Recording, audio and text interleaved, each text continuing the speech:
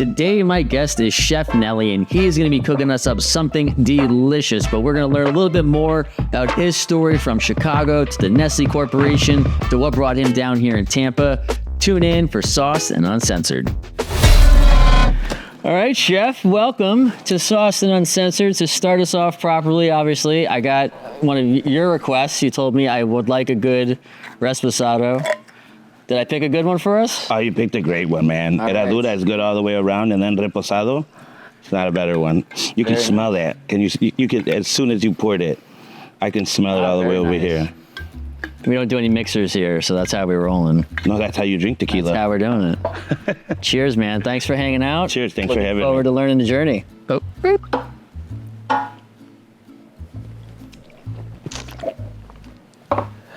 Oh. Very nice. It's really vanilla-y, surprisingly, isn't it? There's quite a bit of sweetness behind it. It's a bite doesn't linger. It's very nice. No. Man, so the now victorious surf and turf champion of Tampa Bay. Congratulations. Thank you very much, man. It was a ton of fun. Yeah, it was good. I needed it. It was redemption. Nice. I've done it 2 years now. Both surf and turf, or no? The first year I did battle taco. Okay. Right, and I lost to the undisputed, 8, 10, 20-year champion. I think he started it before any of us. But no, so it was great to go on there and have a great time and get that win. How long did you start thinking through stuff before you guys knew what you were going to do? So, funny story. I was actually signed up to do battle pasta, and then about a month before, I was asked if I could do battle surf and turf. Nice. And I was like, you know what? Why not, right? And then they said it was against Jason. I was like, sign me up, man. Jason's an awesome guy, great chef, extremely talented, right? So about a month out, I started thinking about what we were going to do, and, I wanted to stick true to my restaurant, right? I don't know if you can tell, but I'm really not Italian. Wouldn't have guessed. I'm half Mexican, half Guatemalan, right? But I wanted to represent the restaurant as well and represent, a little bit of my background in cuisine. So we ended up sticking true to our Italian roots with it. Nice. What did you guys make? So we ended up making a short rib and bone marrow capelletti. But what made it really amazing is that, we had a green pasta. The capelletti was green, but to turn it green, not only did we use spinach, but we also added a bunch of tarragon to it, right? So when you think about, composing dishes and bringing them to life, right, it made it really herbaceous, right? And since it was surf and turf, it's like, all right, how are we going to do surf and turf with the pasta? Well, we ended up doing sun-dried tomato, tempura, battered lobster, and shrimp. Nice. So that was part of the tarragon trick. That was part of the sun-dried tomato, that umami, that earthiness. What goes great with lobster? Tarragon, right? Yeah. So how do we incorporate it but not put it into the actual lobster itself? So we ended up putting it into the pasta. So when you tasted that pasta, it just came to life, and you got that umami, that earthiness from the braised short rib, and then we did a roasted sweet corn cream. Couple dots of that over the top of it, a port demi reduction to help tie in the short rib, right? So then it wasn't lost in the dish, right? So it brought that together, and on the bottom of it, I do a Parmesan broth at the restaurant, and we just added a little bit of cream to the Parmesan broth, thickened it up a little bit, and that was our base. It sounds amazing, and I'm really disappointed that I didn't get to try that one. And when we were talking, actually, Joe and I were like, all right, are we going to go? No, we were booked up. We had other stuff to do. I was like, we'll just have them all come by and make something extra special. So we're super psyched to see whatever. What are we making later today? So later on today, we're actually going to make my Tuna Saltimbocca, right? A play on a traditional veal Saltimbocca. Saltimbocca originates from Rome, and then from there, everyone changes it up a little bit, different parts of Italy that you go to, right? It's been, from there, it's been changed to pork, to chicken.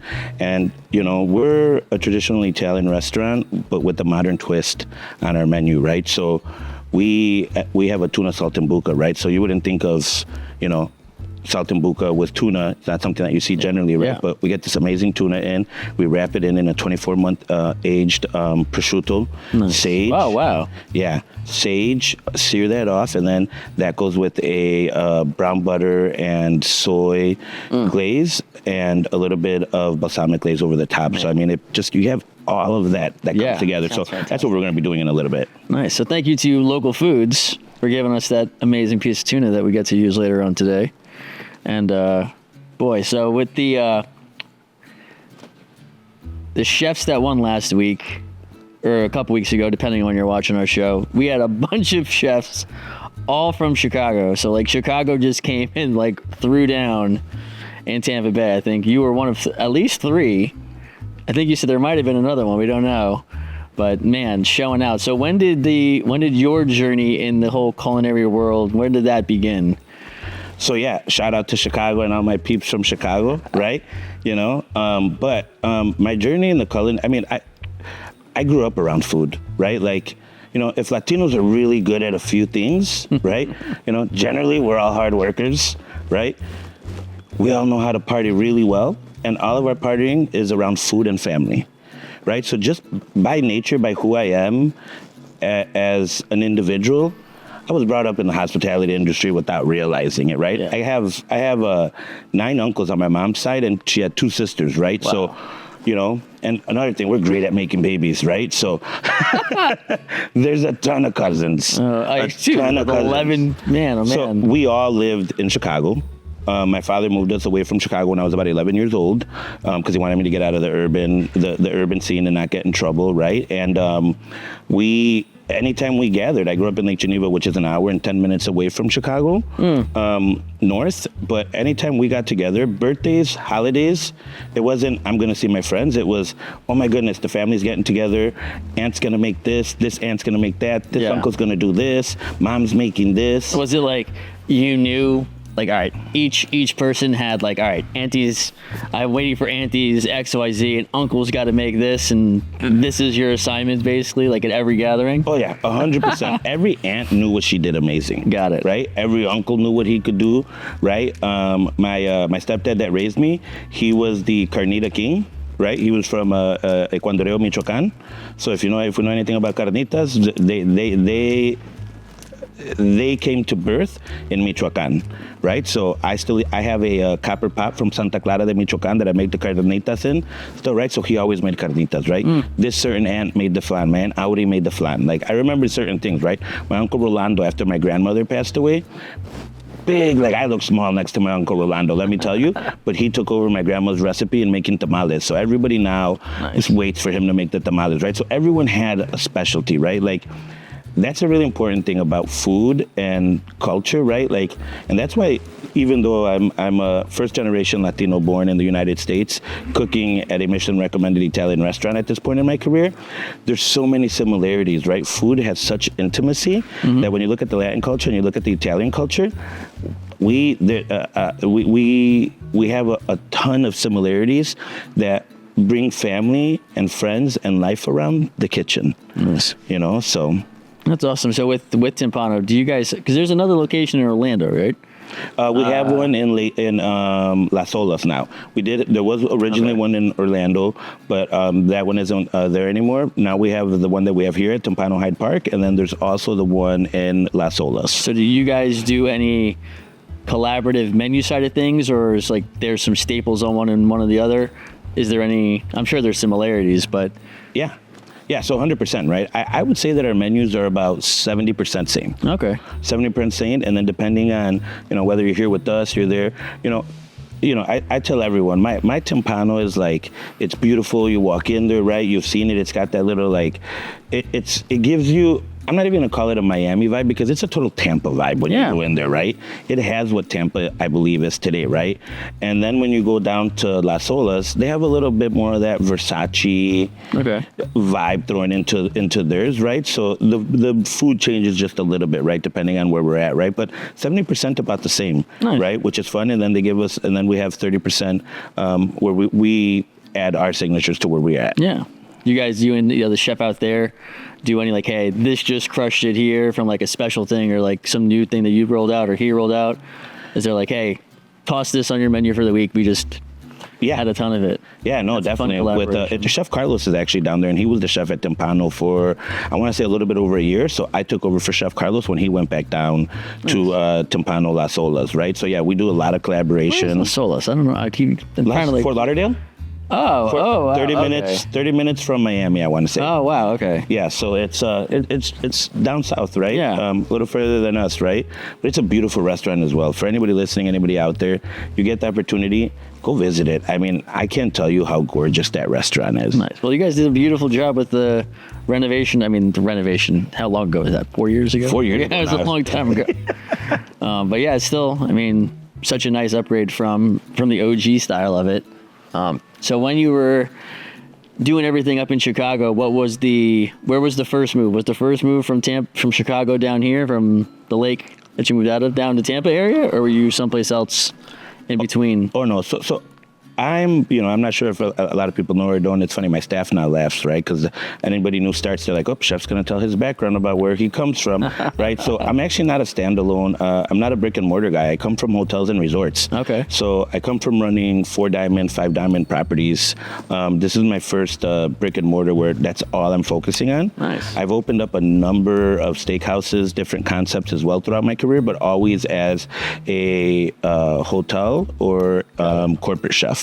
Right, so prior to coming down to Tampa, I was actually in Wisconsin, in Lake Geneva, where I grew up. Right, so I got the opportunity to go back to Lake Geneva, and I was the director of culinary services for the Grand Geneva Resort, which is beautiful, original Playboy club in the 70s. Oh wow! Original Playboy club in the 70s, Huh. right? So, it is a gorgeous resort. I oversaw 11 outlets, 16 kitchens. Oh my gosh! I did that for 2.5 years, and then 11 outlets. Those were 11 concepts at the resort. Yep. All different concepts? Yep, all different concepts, wow. including, that included our bars as well, right? Yeah. So, because we did food there, and, had 2 golf courses. I had a food truck on one of the golf courses. We had the pro shop. We had, within the resort, we had another hotel called the Timber Ridge Lodge, which was a water park. So that was a complete different concept. And then we had 2 concepts there. And then the really cool thing is that in the winter, we had a ski chalet. So we were opening up a ski chalet in the winter, opening up golf courses in the summer, 90-some thousand square feet of meeting space, 1,100 acres, 1,300 keys. Wow, 1,100. It was a massive operation. Yeah. So from there, I came down to Tampa. I came down here. My personal life brought me down here, right? And I just fell in love, man. I've been down here for 3 years, and God, my brother-in-law was just visiting from Chicago. Shout out to Charlie when you listen to this, my man. He came for the competition. Second time I've done the competition, and he's come down every time for the competition. So Nice. support and love. And but it's we were talking as we were on the beach one day morning. I live in paradise. We live Yeah. in paradise, Yeah. man. Like, anybody wants to say anything about June, July, August, September sun, go take November, December, January, February, March winters up Yeah. north, my man. Yeah. There's nothing that can save you. We take So, it. I love We Tampa. absolutely take it for granted. I mean, I imagine before you came, if you visited, you went to the beach. Now you lived here for 3 years. You've been to the beach twice. Yeah. Something like that. Along those lines, maybe a few times more. But then when we drive, I'll definitely relish it when we drive over the causeway or something. And you're just looking out. You're just all right, this is awesome. This is where we live. People are paying a lot of money to come visit and be here. And it's hard sometimes to, not take it for granted. I love going to visit Montreal and cold places. I'm going there in February, and people are like, why the hell are you doing that? I was like, because it's 0 degrees, and my body loves it because it's just a week, But then here, I'm not a fan of the sweating before I get to my car. But I also have never had to shovel snow, so I don't think that would not be a fun daily thing. The shoveling's not the bad part. Driving It's and the all the fact other that at stuff. 7 in the morning it's dark, Yeah. and at 4:30 in the afternoon it's dark. True. And then there's days your car doesn't even turn on because it's so cold. Man. Right, so the snow is the cool part, right? Let's go sledding, Yeah, let's it's do nice. this. You're from up north when you're outside in shorts and tennis shoes and you're shoveling snow. That's when you're a true northerner, right? But it's like you said, it's beautiful for a week. Yeah. It's fun when you're visiting. You don't have to Yes. deal with the responsibilities. Nope. You don't have a car. You're public transportation's fine. Oh, it's 3 degrees. I'll walk down the street. I have a jacket. It'll be fine. Who cares? Yeah. I'm sure living in and anytime you go up there to any of the northern spots in that snow and you see the cars, it just looks like every car is just struggling to survive. They're covered in salt and grimy snow and everything. You're just like, oh, wow. And then, I mean, I think our cars, I think they last longer here. I don't know. I mean, they look a lot better here. I'll tell you that much, man. I feel like I've never had a car just completely die. Like, I've always been able to have it for like 5-10 years and then sell it, still get something out of it. I don't think that happens up there. I think you just run it into the ground. You do 100%. You're done paying it, and then you got a year or two until it's done. Yeah. Here you're done paying it, and then you still ride it for another 3 years, and you still sell it, and you get somebody from me from up north like, holy cow, this is a 12-year-old car? Yeah. What do you mean? What garage have you kept it in? Yes. Yes. So back to our food stuff. So when you're up there, where are some of your like go-to spots? Like when you go back Chicago to Wisconsin area, any of those areas that you've lived in, like, is there when I get back home, this is like my first stop when we're going out kind of thing? Yeah, definitely, right? I mean, this is a controversial statement I'm about to make right now. Should we we'll have another drink with your controversial statement? I agree, right? So a lot of people like to say New York has the best food scene in the nation. I'm going to have to disagree with all you New Yorkers and everybody out in New York. Chicago has hands down the best food scene in the entire nation. I'm going to tell you that. What makes Chicago beautiful, the same as New York, right? But just what makes Chicago a little different is you got to realize that, like New York, right here. Let's do a cheers as I go into this, my beliefs. Man, that's delicious. I said I wasn't drinking until my birthday next month, man, and you just ruined it for me today. But it's a great way to ruin it, let me tell you. But Chicago's a massive city built on a little pockets like any big city, right? But, you have a certain group of Mexicans that went to Chicago. You have a certain group of people from Asia that went to these pockets. So not only do you and that's just saying two countries, right? Not only when you go there, I mean, there's the authenticity in the cuisine by culture is like nothing else you're going to find. I tell you what, right? Like, like I said, my stepfather was from Ecuador, Michoacan. You get a lot of people from that southern central part of Mexico that all migrated to Chicago, right? You get different pockets, different people in New York, different people in LA, different people in Texas, right? So, when you go to Chicago, I tell anybody I take back to Chicago with me, lose 15 pounds because you're going to gain 20 if we're there for more than 3 days. I'm telling you that right now. And it's the simple things, right? It's like Maxwell Street Polish dog, right? And this is what's the beauty about food, right? You're like a Polish dog, right? You can get a Polish dog. No, that's baloney. You can't get a Maxwell Street Polish dog. you got to go where they have, if I'm not mistaken, it's like a 4 to 6 foot flat top. And they deep fry the Polish, and it is mounted with onions. And those Polish dogs come out, they dump it right onto that flat top with the onions. You got this beautiful flaky, light French baguette that's just cut. They throw that sucker in there, load it up with the onions, yellow mustard on there. And that's a core memory from when I was like 7 years old. I remember going to do work on the south side with my aunt. She was the secretary for an alderman, and you'd go find workers, right? And you'd go find them in certain spots, and we'd find them there. And then it was lunchtime. Let's go get Polish dogs, right? So like my mouth is salivating thinking about like that's Chicago street food, like original Chicago street food, right? Specialization though, Yes, so amazing Thai food, right? Tacos anywhere in La Villita, right? I grew up on gordos, right? Like there's certain things, right? We grew up on having carnitas, iroapana, because we would go to the flea market, right? Tamales, the best tamales, Mexican tamales are in Chicago. But you know what? Where the best Oaxacan tamales are. Okay. So I grew up in Lake Geneva, which is an hour 15 north, 10 north from Chicago, and then you go 45 minutes north to Milwaukee. Outside of the supermarket, I still like.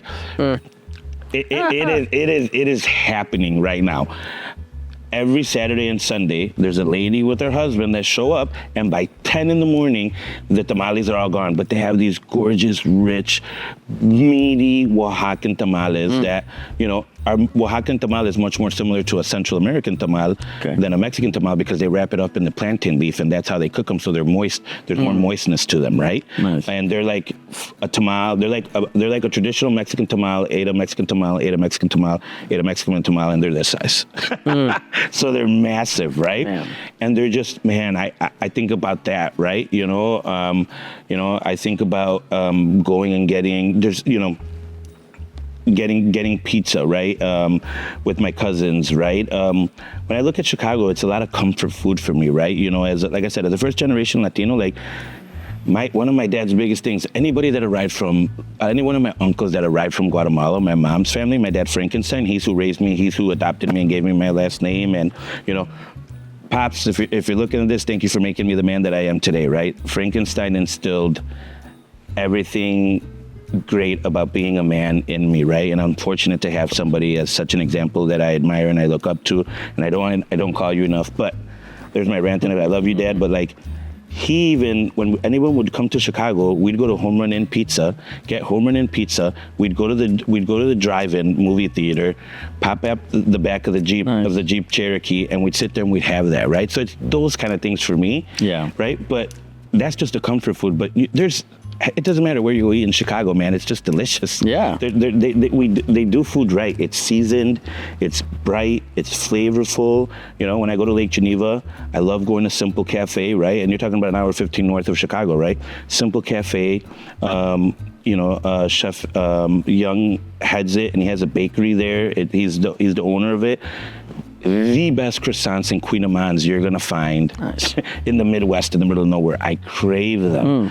And his sweet potato hash for breakfast. So it's just a breakfast spot and lunch spot, right? So, I could go on and talk about the million spots I'd want to go to, right? But, I go to the spots that are comfort, right? The spots that remind me of my family. And something that you don't have outside of the Midwest is pizza pockets, right?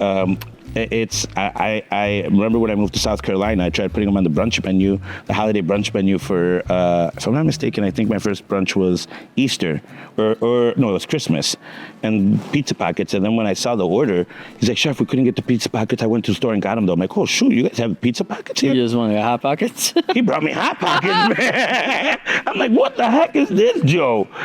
He's like, no, I said pizza pockets. He's like, Chef, I don't know what you're talking about. Yeah. We had to go on the computer. I'm like, bro, this is it. You only get those, so like, there's nothing better than coming out of a club after getting all sweaty, dancing a little salsa bachata, having a bit of this. And then you go out there, man, you get a Chicago dog, you get a gyro, hero, whatever you want to call it. I'm Latino, man. We say, the family said, let's go to Wally Gyros, right? My family had the accent. We're getting gyros, right? But those pizza pockets, man, there's nothing like them too. And I'm talking about food so elementary, right? But I think that, a lot of the things that I think that you've even referenced talking when it started about the family, like it's specialization. It's we're awesome, let's do this. Whether it's a family thing or the people who have the pizza pockets, like this is the pizza pocket spot, where I think that's something that I think we see locally in our area, that there's not a focus on a lot of specialization. I think people will be like, all right, we want to do X, and then they'll add 20 other things. And it's like, what places that you go to, whether it's Chicago, New York, other big cities, where you go to like the delis and it's just like they only have corned beef and pastrami. Like, this is it. This is all we have here. Corned beef and pastrami on bread, corned beef and pastrami on fries, whatever those specializations are. And I think it just gives it so much easier things to promote. Like, I don't even know when you said pizza pocket, I'm just sitting here like, this is just a glorified Hot Pocket.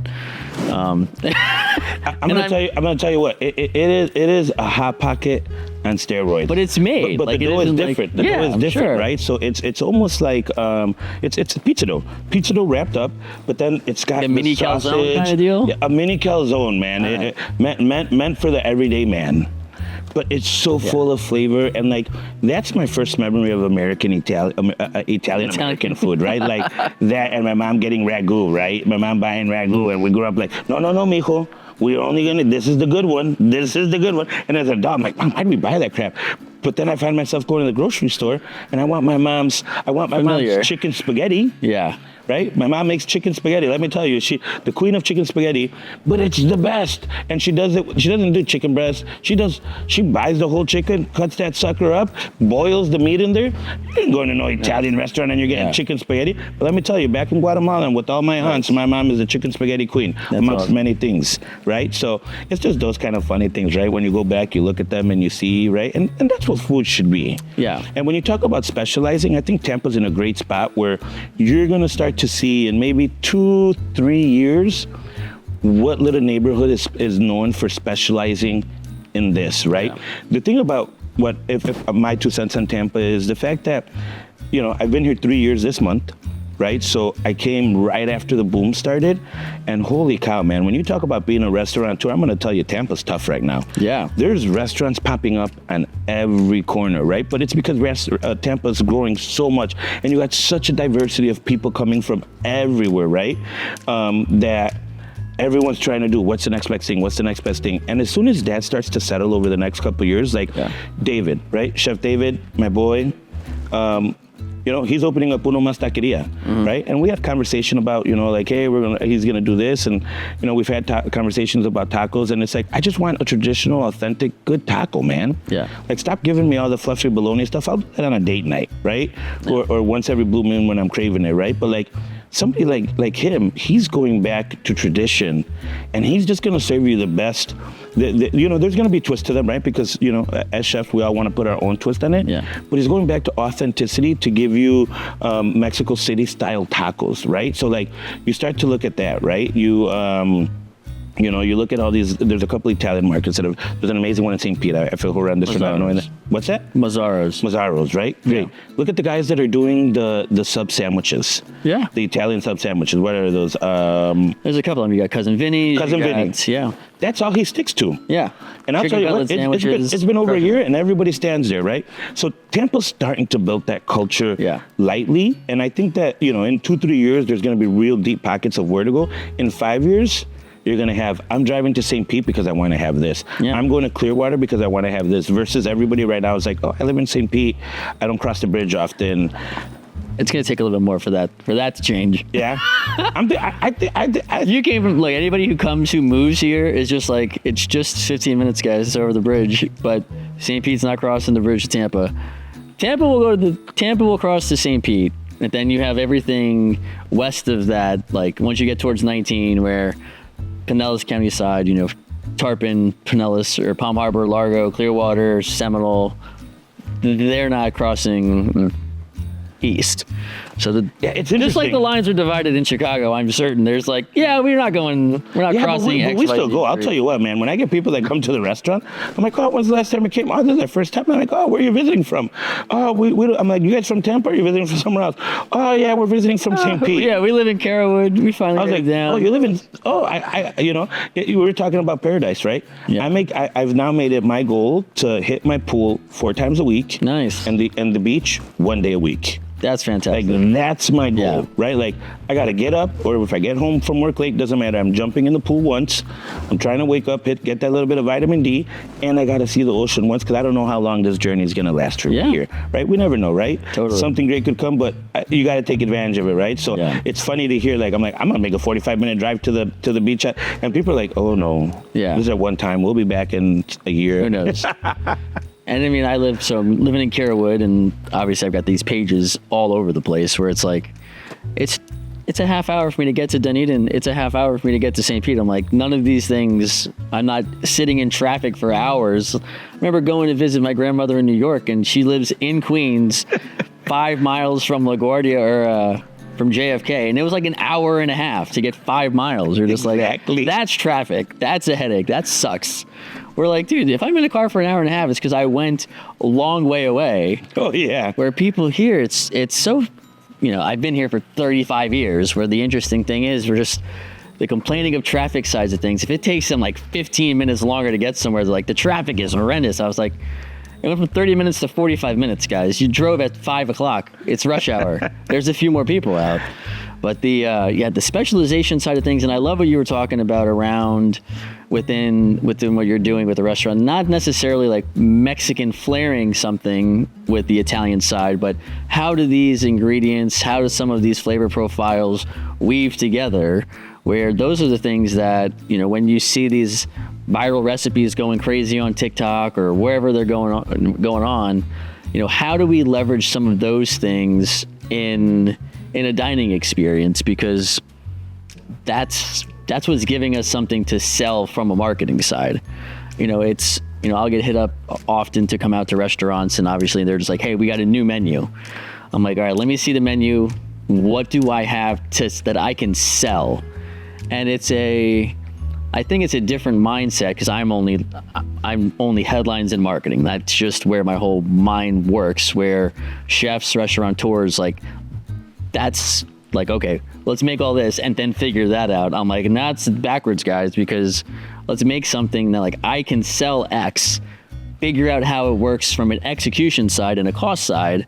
Because if it doesn't work there, like we can come up with a ton of cool, crazy ass ideas.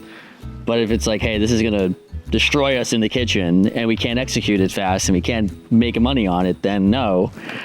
So when you're thinking of new menu items and you're thinking of creative things to do, like what's that typical process look like for you guys? Yeah, right. So, you know, I love the fact that you brought that up, right? Because it all ties in together, right?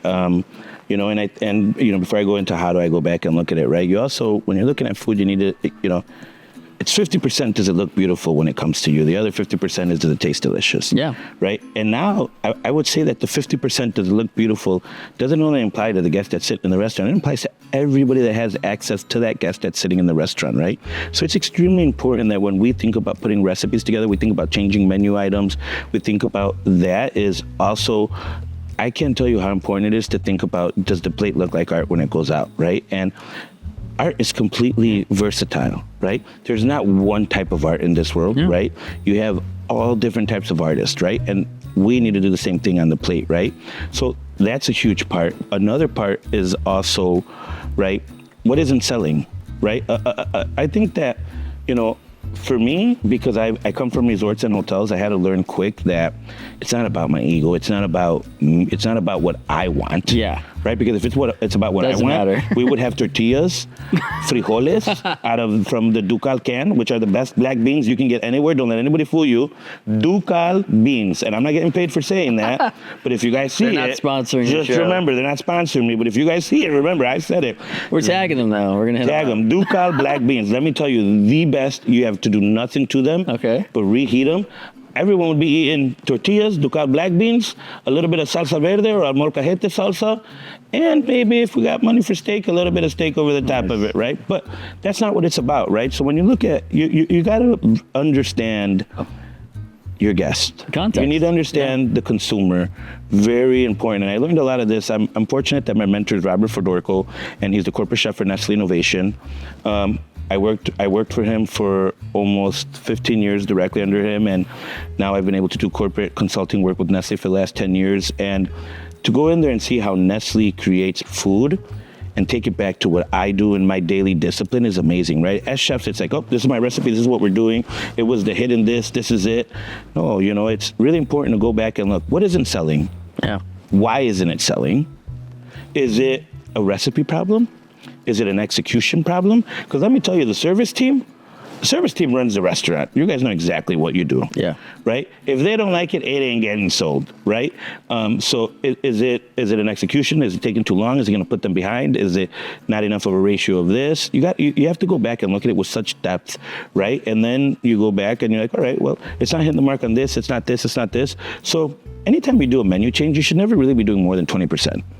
Yeah. Oh, yeah. 20%, and that's a max, right? Testing stuff. I think the thing that, and I've been actually consulting on this often, is like you guys, like that's why we're building social audiences. Like you can survey the people who already come and follow you on social media and are in your restaurant to be like, hey guys, we've got these two ideas.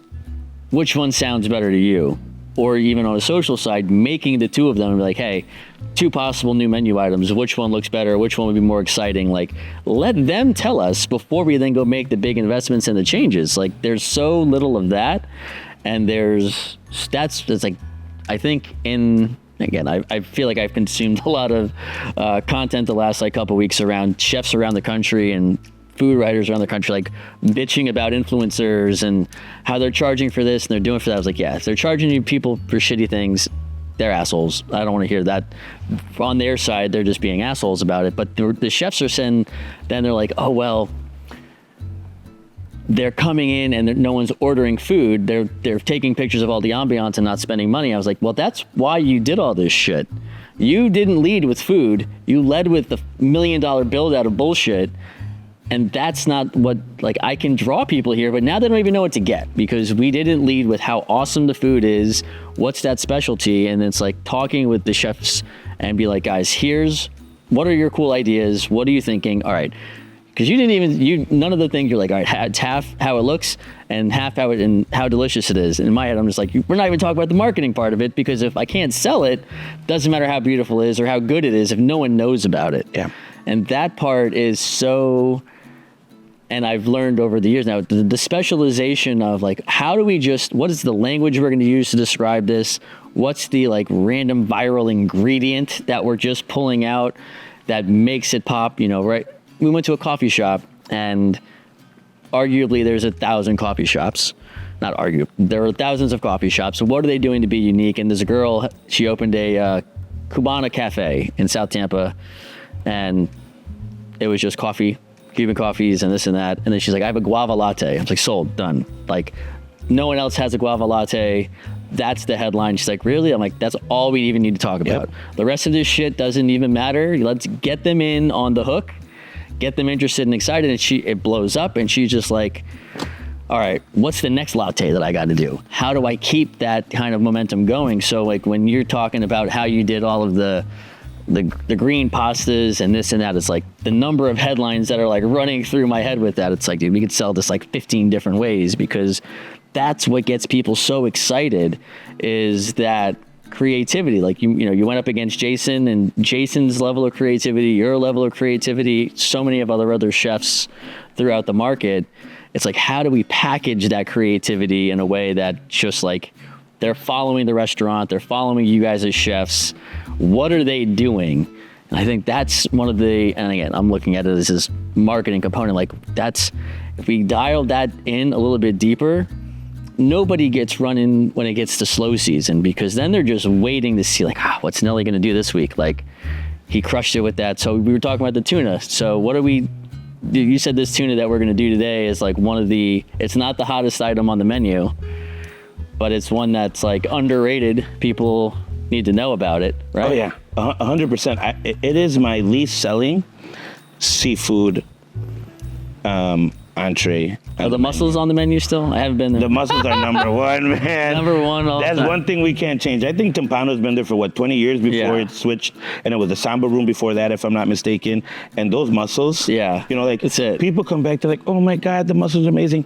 These are the best mussels we've ever had. And I laugh and I chuckle with everyone, because I think what you talk as well, right? And I'll bounce back and forth. You'll notice that is that, it's creating a connection as well with the guest when they come in. That's what I love about doing brick and mortar. On a Friday, Saturday night, I'll touch 80 to 90% of all my tables. Anybody has a special allergy, a special request, I'm on that floor. I love that, right? And I get to talk to them, make this, but the mussels, right? Everyone wants to talk mussels. I look at every table, I'm like, hey, look, guys, I'm going to be honest with you. God did all the hard work, or whatever higher power you want to believe in. They did all the hard work. All I do is put a skillet, let that sucker rip for 5 minutes, put salt on them, a little bit of blended oil, and a little bit of clarified butter. Check. Smoke, and it's done. Yeah. And it's top 3 selling appetizer. Yeah, I'm sure for 20 years. For 20 years. And people come in that were there 20 years ago. I got a couple that's been having them for 20 years, and they just came in this weekend, and they're like, and the server comes up to me, Jorge, he's like, hey, chef, I got a couple, but they only want half a portion of mussels. I'm like, no, I'm not. What do you mean half a portion? He's like, chef, they've been coming for 20 years. I was like, yeah. So they're a little older, they can't eat as much. I'm like, just tell them it's not going to look good. And he's like, I'm like, it's, because I don't have a smaller skillet. Yeah. I'm like, I just, for me, aesthetics, I don't want it to look horrible. I'm like, oh, perfect. They're like, and he comes back and he's like, chef, they want to talk to you. I go out there, like, chef, don't worry, we'll take a picture at the end and say we ate them all. Nice. But today we're going to do the Saltimbocca, my Tuna Saltimbocca that's on the menu, right? On the bottom barrel of it, but it's such an amazing dish that whenever anybody has it, let me go back and have it, right? I mean, like I said, you got prosciutto already, right? You got this beautiful tuna. Thank you to Local Foods for supplying that and supplying all my seafood, right? I get all my seafood from Local Foods as well, right? Michelle and Courtney, you're the best. But we get this beautiful tuna. We have fresh sage, this amazing prosciutto, 24 month. It's not 12, it's not 18 age. It's the 24 month, right? Because I really wanted to have that strong umami-ness to it, right? And, we shave it paper thin. We wrap up the tuna with the prosciutto, the fresh sage, and then we do the brown butter, soy vinaigrette, balsamic vinaigrette that goes on it, right? So, like, we're adding all of those layers, and then we finish it with a beautiful balsamic glaze, some fresh herbs. Come on. I mean, and the freshness of the tuna doesn't get lost in the prosciutto or the sage, but it all comes together. It becomes a vibrant, bright dish that when we have it a little later, you're gonna be like, holy Christ, chef, are we having steak for moments, or are we having seafood at moments, right? Like, 'cause it gives you all of that, right? Yeah. So that's a dish that it's so underrated, because people, one, think to themselves, Saltimbocca, it's veal. Well, it's unfamiliar. I would think, so here's an idea, you guys, if you test it out, I really want to know how it goes, but it's like every time someone's ordering the mussels, someone's just walking around doing sliced samples of this. Like, guys, I know you love this. This is fucking amazing. And just, they get a little sushi slice of it, and then see if that converts later on to be like, okay, yeah, put one in for us now. Because those things, I mean, one, you said going out, touching every table that's out there. And, you know, when we had Chris on from Campfire, it's these micro experiences that people have. When the chef comes out, that little experience of like, oh, we met the chef. Like, oh, the chef came out and talked to us. Like, as 30 seconds, a minute of your time that takes, is it convenient? Probably not. If they're in the weeds, you're still, you know, I got to make sure that everything's coming out right. But those are the things that give the leniency of if they come sometimes and look, someone had an off night, something came out not as perfect as they remember it, but it's like, oh no, we know the chef, we like him a lot. They're going to give that leniency, where when there's none of those experiential opportunities and those relationship components to it, like, that's where you get the people just writing it off. Like, they don't care about me. Yep. They didn't pay attention to what I wanted. Whatever the case is, whether it's their first experience or their 20th experience, like the finickiness that people have, and it's until they meet somebody where, like, it just made me think of somebody who was, I forgot what post I did, and they're just bitching and ranting about whatever this place is, and people look at negativity of the comments like, I am antagonizing these people.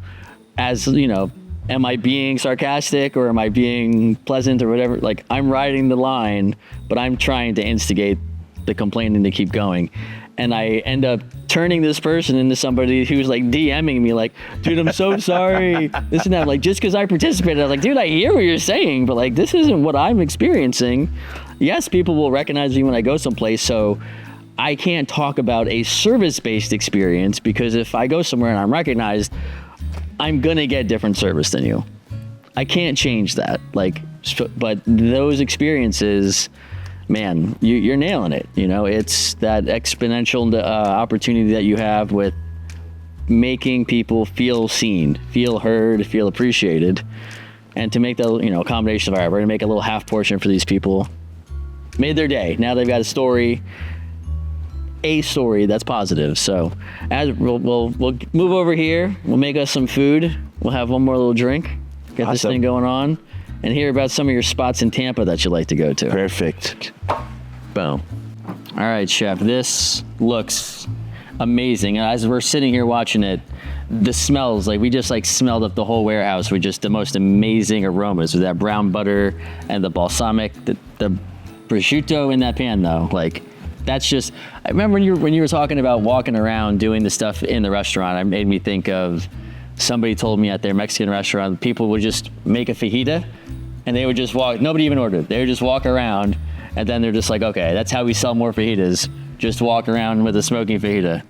Yeah. Man. Cheers to this. Let's dig into this bad boy.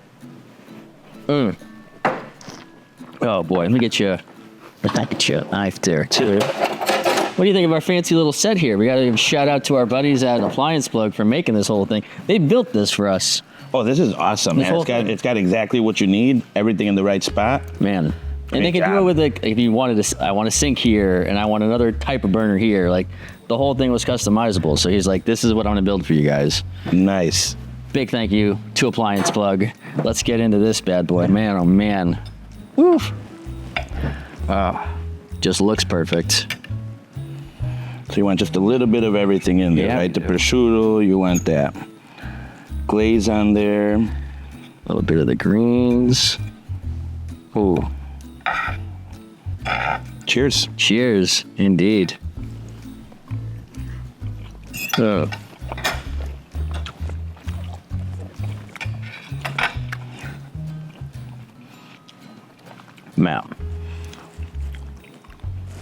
The boys in the back are going to be very excited today. So we make this dish, and then we make another dish for the crew who gives us this whole space. So they're getting spoiled today. Man. You taste how it's like, food should be a melody of a melody, right? It should be a song. It should come up, come down. It should carry you along. There's not just one flavor in there. You see how like the lemon, the earthiness from the prosciutto, the umami from the glaze, the soy. But when you're done eating it, it's still vibrant. Your palate's still clean, and it's just it's a symphony of flavors traveling through your palate. It is fantastic. I really hope next time I come to Tempano's, I'm gonna order my mussels, and then wait for this to be paraded around and be like, I want a little like a moose-bouche sort of thing. Just what's going on in here. But other than Tempano's, where are your go-to spots around Tampa Bay? Any sides of the bridge, any cuisine? Where's your staple? So I'll be 100% honest, right? Outside of Tempano's, which is my favorite restaurant, right? That's where he is also the chef, if you haven't picked by chance. But I will tell you, it's coincidence, right? One of my other top favorite restaurants in Tampa is Olivia. Okay. I am a huge fan of Olivia. The consistency, the flavor, the atmosphere, they just get it from the moment you park and you're walking up to the door. Like, that's a night out, that's a date, right? Like, we're gonna go do that, right? But, you know, when I'm thinking about food on the run or whatever not, I also love going to the Venezuelan food truck here in Tampa for Hillsborough. Oh, nice.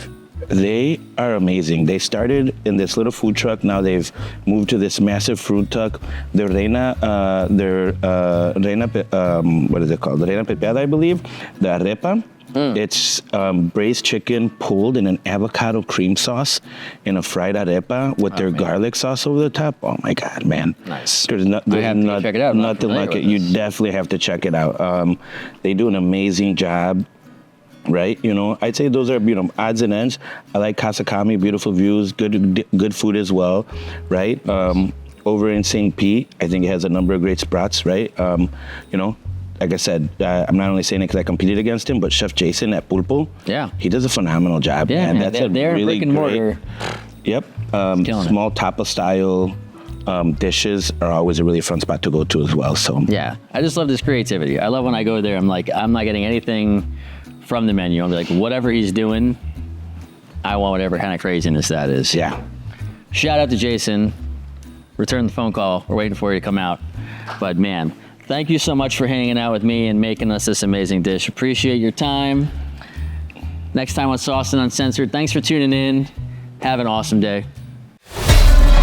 Thanks so much for tuning in. We've got our next episode right here. If you have any questions, just leave us a comment and don't forget to subscribe.